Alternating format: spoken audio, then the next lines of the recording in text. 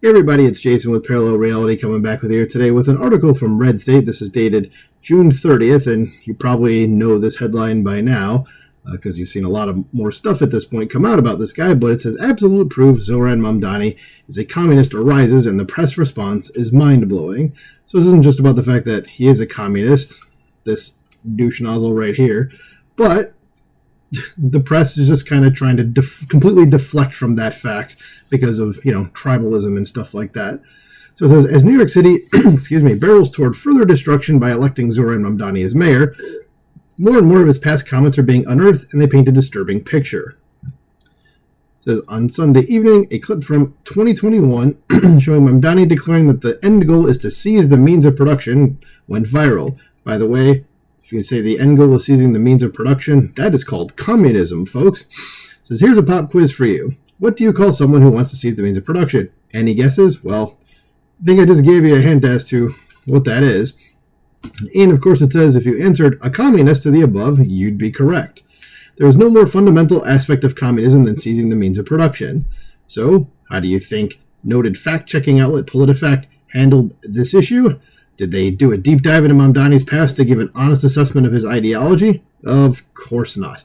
They just declared it false to say he's a communist, even though he's absolutely, without a doubt, by his own admission, a communist. And AG, right here, the at AG Hamilton 29 account, very good follow as well, does say that a good reminder that PolitiFact is not a serious or reliable fact-checking organization. Yes, they run interference for Democrats. That's all they do. Because if you've noticed that words have no meaning on the left anymore, that's intentional.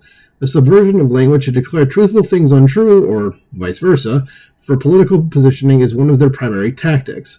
Mamdani has also stated his intent to create city-owned grocery stores, seize housing from landlords, defund the police, to institute queer liberation, whatever the hell that is, and tax whiter neighborhoods. But don't you dare call him a communist. Yeah, don't you dare call the guy who's openly saying he's a communist, who has said all the communist things you want to do, don't call him a communist. It says instead, find someone who smiles at you the way NBC News' Kristen Welker smiles at Mamdani. And he says, I don't think we should have billionaires. What's the problem with billionaires? I need someone to explain that to me. Like, you just think that you're just jealous of their money if you're saying there shouldn't be billionaires. These are the people that provide jobs to others. Okay, there's a reason they're billionaires. They provided a service that everybody wanted. Okay, maybe you should consider doing that. There's nothing wrong with billionaires. Okay, but it says, oh, it gets worse though. The Wall Street Journal, a supposedly free market supporting enterprise, swooned over Mamdani, excusing his communist positions based on the tightness of his necktie. I'm not kidding. And this embedded tweet here says, he campaigned in a dark suit with a white shirt and a slim pattern knotted tightly at the neck, and the overall effect of sober professionalism, not radical chic. Well, the problem is that all communists are basically wolves in sheep's clothing.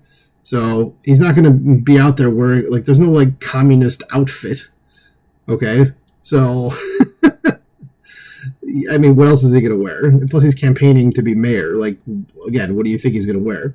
So we are firmly in admiring the crease in Barack Obama's pants territory with this guy.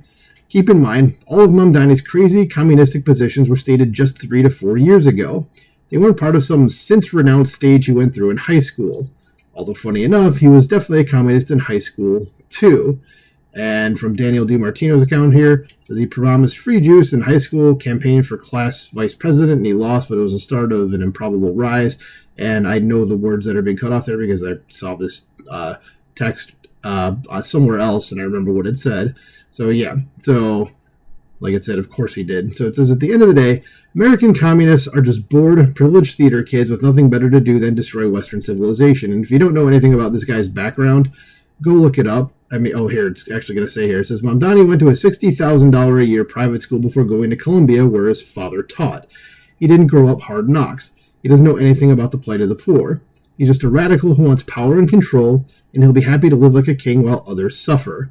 If New York City voters actually elect this guy in the general election, they deserve what they get. And look up who his mom is, too. His father, like it says here, is a professor of, anti-colonial studies or some other nonsense, and his mom is, a Hollywood director. Okay?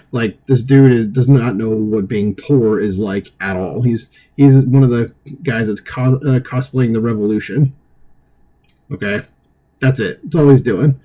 So, yeah, as the article says at the very end, that if you elect this guy, well, you get what you deserve. You know the quote. So let me know what you think about this in the comments below. Please like, share, and subscribe, and I will talk to you soon.